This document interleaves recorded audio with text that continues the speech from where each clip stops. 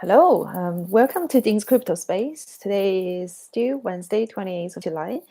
I think this is my 10th video since its birthplace last week. And I'm kind of trying to work out what I should be covering every week. Well, hoping on a weekly basis. Apart from the new projects I'm introducing, because there are always new projects we can talk about. There should be a few things that should be talked about and covered on a regular basis. So I was thinking, okay, I'm open to discuss my portfolio, the investment I have in the crypto space, which is not a huge amount compared to some of the much bigger players, but it's a meaningful amount to a lot of beginners to look at. And that's partly why I decided to share my portfolio with you with the figures. And because I think a lot of people are very always curious on how much are you investing, how much are you really making, and stop talking about all these blah. Tell us some real figures. You always come across with people like that, and I think I'm transparent. I'm not rich, but I'm not poor that I have nowhere to go. I have properties. I have buy-to-let properties. I work in the real estate industry. I also am into crypto. And I think the most important thing to me is not about how much money you have, about how wealthy you are. I mean, if you are really wealthy, and you look at those people who are higher in the society class and who are still speaking very honestly to the public, and those are people who I really admire.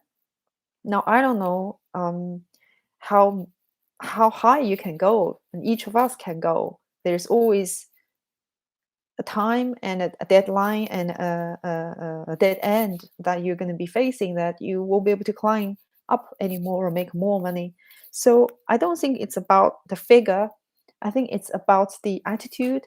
It's about the consistency that you can put into a space somewhere. Like, okay, crypto is a space of my choice, but there are also people like my boss is very into what he does, into the social responsibility of real estate development, into ESG, environment, social and governance, um, healthy and living, and community engagement of our development. And all these are very important to one's effort into particular industry. So and that's why it took me a while to decide to start making YouTube video and to be a live streamer, whatever format you use. You don't have to be live streaming. You could be doing a video and then edit it and do all the fancy stuff. But it doesn't matter. I don't care, to be honest. I'm not the prettiest woman in the world that appearing in front of a YouTube channel. But hopefully I'm not too ugly to be looked at. And I will add more features and learn to use a different software so I can like show my screen, and also adding different chats and websites, and maybe do a link online with another YouTuber later on. I'm sure I will do all that. But I think what was more important is for me to decide to come into the space and do the live stream to make it consistent, because content creating can be quite draining. I might get very excited to do my first 20 videos, and I might get tired and thinking, oh gosh, what am I going to talk about this week? So however way it plays out in the end, it would be very interesting for me to explore and to see. And so far, I really enjoy the challenging, and I really enjoy the challenge. And I think one should always challenge him or herself to do things that he or she is passionate about, but also need a bit of a push to move forward and then forward forever. I think that's the value I hold. That's why I'm talking. And there was a friend yesterday telling me, it's more than one friend, okay, telling me, look, this is not going to work. Nobody's going to listen to you talking for half an hour or longer, or this is just wasting your time. And I said, no, this is not wasting my time. He said, this is wasting your time. And I was like, no, this is not wasting your time. Like, how am I wasting your time? And he's like, you're wasting your time. And I was like, well, I don't see it that way. I think I treat it as a visual video recording, almost like a video diary, if you like. I kind of like doing it. I like talking to people, especially you're working from home and it's raining and horrible outside. And I kind of really enjoy looking at the video playback and thinking, oh my God, this is how I look. And also, I think with time, you've got to understand there are a lot of people in the crypto space are just really ordinary people.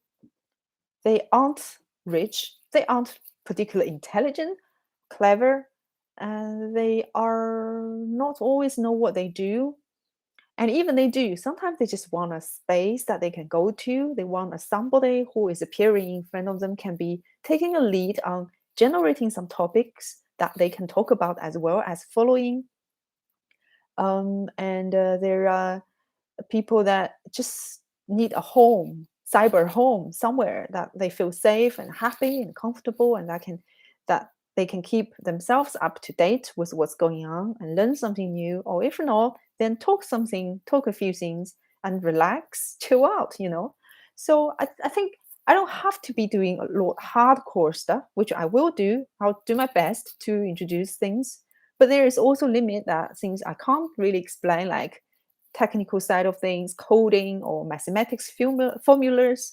There are things that I personally can't really do, and I I would like to hopefully attract people that feel comfortable with me and I feel comfortable with them, that we can generate interesting conversations or just listen to me um, mumbling myself. But hopefully, I will have some meaningful stuff come out that people appreciate, and I will be happy with that. So anyway, that seems to be a very long introductory of today's my 10th video, which is going to be a weekly update of my portfolio. So welcome to my space, and anything I say today is not financial advice. It's for education and entertainment purpose. And please do like my video and subscribe to my channel. So let's get started. So we could have a quick review on my portfolio, which I actually record on a spreadsheet of all my income from different sources. So at the moment, the figure showing on my daily average of my portfolio overall size is 91,295 US dollar up until today, so 27th of July. And I started recording it on the 1st of July, which was 95,971 US dollar.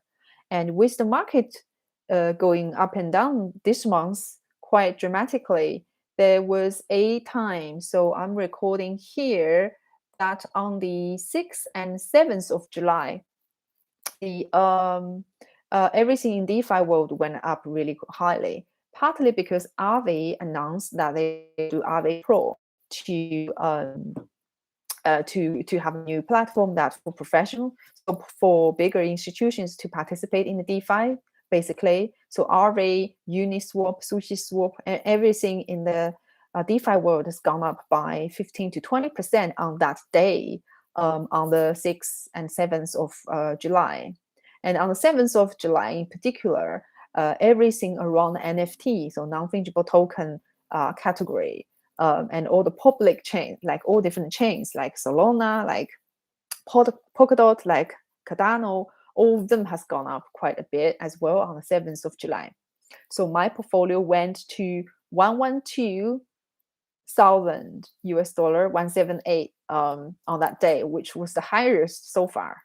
Well, this is more like a monthly review, but that's okay.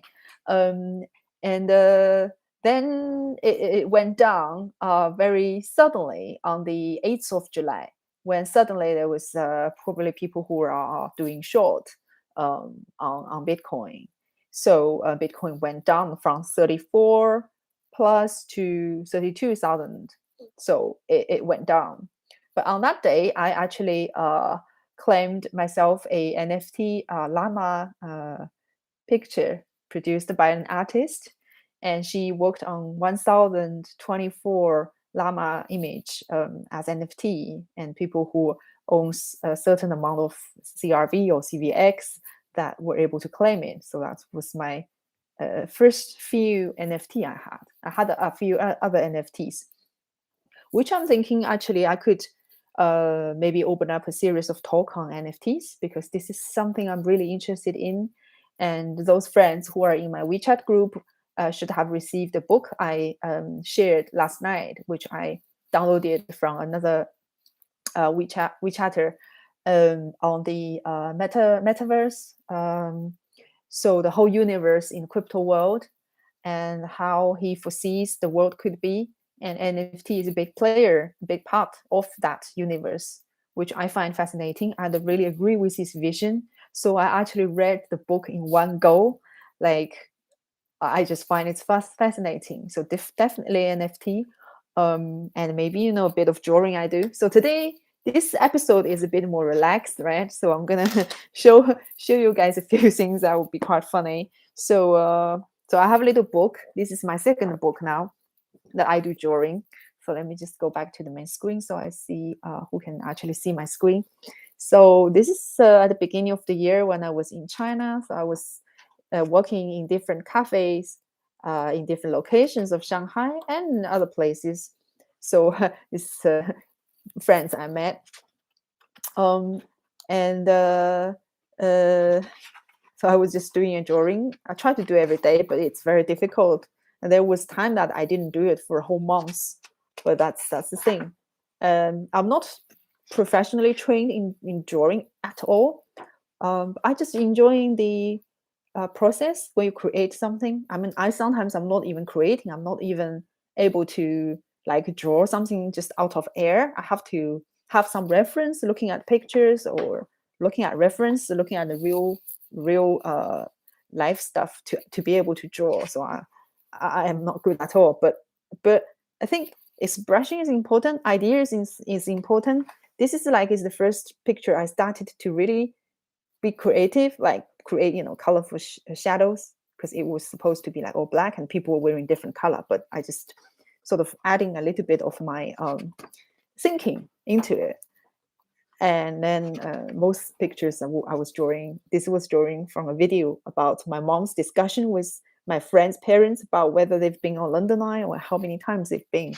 So so I try to do the drawing, and then from I think a couple of weeks ago I started to, because my head was full of the crypto space, right? All different coins, different projects.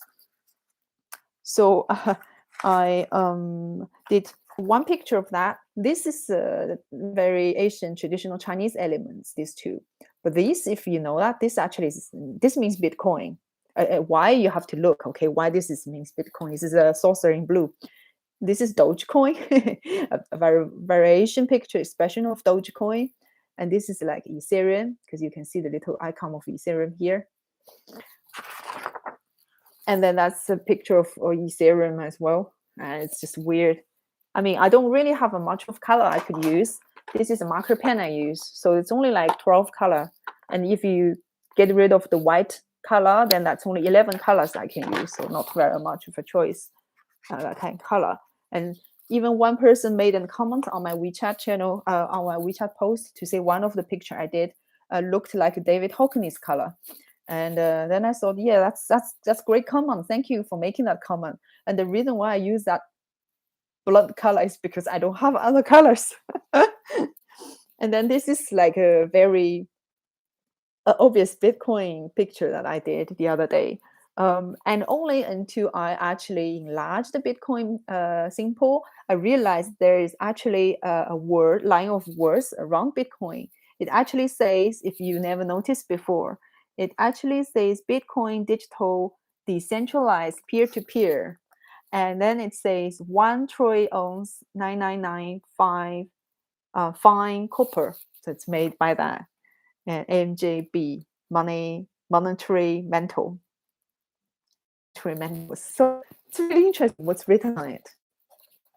And then we know the computer language is a series consists of 0 and 1 and 1 and 0, right? I was starting to enjoy it, and then I got a bit bored. I said, well, if I'm gonna write 0101 for the whole background of this picture, it's gonna be really boring. And I just suddenly remembered that when I was a kid, I was reading a story, and it says 1 1 1, and then you're supposed to work out what's below it. And because I know the trick, I actually worked out what should be the next one, and until I run out of space. So anyone who is interested, you can have a go at to work out why this works this way. It's nothing to do with math. It's more like logic. It's just a silly game. And then I went to watch the Black Widow movie. And then this is what I came out afterwards. I mean, the laser eye in the crypto space means you're bullish on Bitcoin, right? Which I am. And I have a little bit of orange hair. Well, still got a bit of orange hair with the princess cut. And that's a hair stick I used to use. When my hair grew longer, I could use it again. And the same thing, like this is Piccadilly Circus tube station, a picture of me. But again, bullish on Bitcoin, and also I changed the tube symbol to Bitcoin. It's just me of expressing it. Anyway, I think that was my last picture, which I should do more. So I will. I think to have a schedule of doing it is so important. Otherwise, you just get drifted and you just do something else, staring at your computers, because you can always get yourself busy and then just do whatever. And then back to my figure updates, right? So 91,000 US dollar total portfolio size, and then 201 US dollar per day. Okay, that is I think more important and more meaningful than what's the portfolio size you have. Of course, how much you have in total will have an impact on how much you generate every day. So that probably goes proportionally, depending on how much risk you take, or how less risk you want to take, and what kind of coins you have, and where you are placing your coins. More importantly, and I would still remind ourselves, even myself and all of you who, if you're new, is that always keep a proportion of Bitcoin. Actually, the bigger you have, the safer you are. Okay, safe is the most important discipline in this crypto space. Here you might think, okay, I'll get some clever ideas and make some money. Yes, we're all wanting to make some money, but the principle is you are going to make some money that you're not going to lose out the opportunity in the space, but you want your money to be running quicker, slightly quicker, so that you can be more successful and beat up the inflation rate. And that's the principle. So long as that works, then you should be happy. Okay, don't be too greedy. So always have a good proportion of Bitcoin, and always have some Ethereum before you run out to other things. And that's what I try to do myself as well. So at the beginning of the month, I transferred a third of my Bitcoin into the DeFi. So a friend of mine knows my strategy, so I bought extra CRV and convert CRV into VEX CRV, and then deposit all my VE CRVs on Convex Finance. If you don't know what Curve is, what Convex Finance is, then you can go back to my previous video on the Curve, which I think was series 7, I think episode 7. So that I had more than one Bitcoin, but now I have 0.84 Bitcoin. So my target is to reach 1 Bitcoin by end of the month, which is now a bit difficult because because the Bitcoin price has gone up, and also my curve position didn't generate as much as I would like to, but it's still really good. But also because I bought a few more Ethereum at the middle of the month, when I thought Ethereum was in a good price. I think it was gone below 2,000, and I thought I was good price, so I bought one. I think I bought 1.5 Ethereum instead. So now I have, if you look, I have 5.5 Ethereum and then 0.84 Bitcoin. So I'm not adding more fiat money. Okay, so I'm playing with the amount of total value I have in the portfolio. So I'm not adding more from my credit card. So if you're just starting, you will be adding money from your fiat into crypto. But I'm not doing that anymore, not for a while. So I'm just gonna see how much I can grow from my current portfolio. So I have to really juggle. And that's why passive income is so important. So when you know how much passive income you're gonna have by a certain time, then you can decide, okay, what am I going to spend on? How am I going to spend on? What is the priority? There are so many projects are good in the crypto space, and so many places you can allocate your capital to. Where, don't we all struggle with that? If you're asking me, okay, I have my Curve position, I have my Convex Finance position coming out end of the month that I'm going to withdraw and claim my rewards. What am I going to do with my CRV, with my 3CRV, with my CVX? You've got to then decide, okay, what is your mid-term to long-term strategy? Are you going to still buy low, sell high, or are you going to be still reinvest all the rewards back into VX, CVX, CRV, so that you keep your position in CRV, that you still have the same amount of 3CRV generated from it? Because there are so many people adding CRV every day, and there are project owners that would need to buy CRV to maintain their voting power in CRV, right? So in Curve Finance. So it depends on how you want to do it. If you believe in the scheme, and if you're in it for a long run, then definitely you should consider that. But if if me, because I previously already compromised some of my position to buy more CVRV.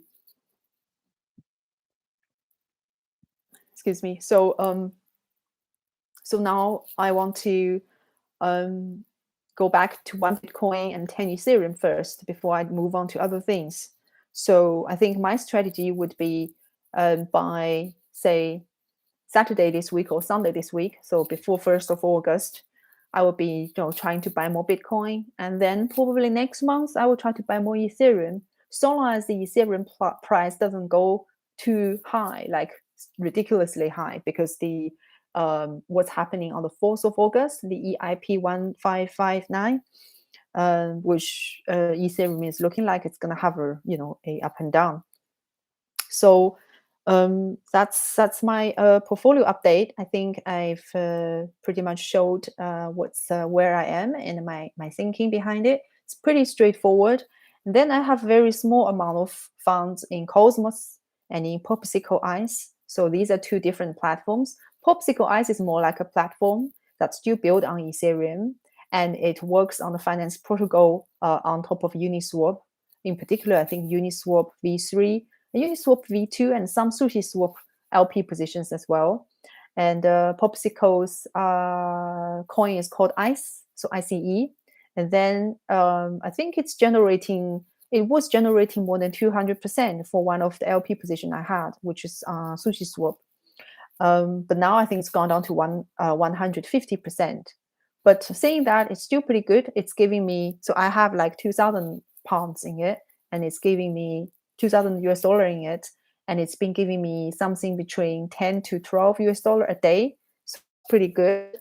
And it's generating more ICE coin for me. And then I can decide, okay, what am I going to do with the ICE? Am I going to buy more LP, or am I going to stake ICE, which is also an option now on Popsicle? So, or I can sell the ICE and go back to my bigger strategy, which is buy more Bitcoin. So I will have to decide on that like this week.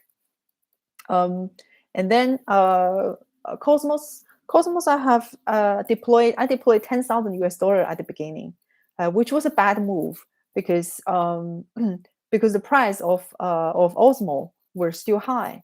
Osmo was like $5 US, 4.5 US dollar at the time when I bought it, but I had a different LP positions, which was generating like 500% yield. But then the price of Osmo was going down until it reached something like 1.5 US dollar each. So I lost some capital, but because the APY was so high, it actually is balanced off. Also, you can stake Osmo as well. When you do Osmo staking, also gives you something like 400, 500 APY.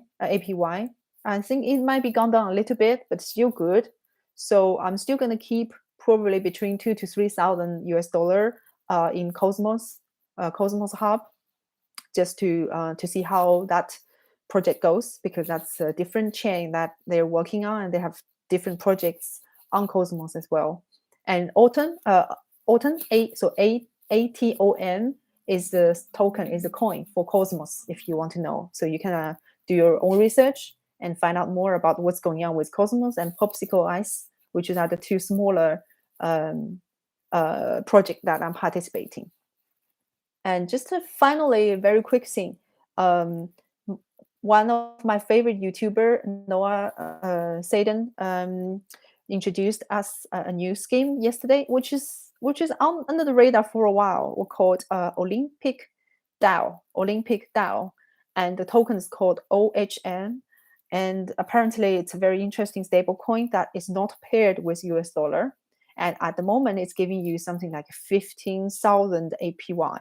It sounds crazy. So that's something I will investigate, but I'm not going to go formal into it. I think I will just be very calm about new things, really spend my time learning it. And if the reward is still going steady, then maybe I will take a small position into it. But I think my priority back again is get more Bitcoin, Ethereum. I think that's always the foundation everybody should bear in mind until you really know what you're doing, of course. So that's all about today's updates on weekly portfolio and stuff that I do. And if you have any questions, just do ask or join my Discord channel, following me on Twitter. And thanks for watching, and we'll see you next time. Bye-bye.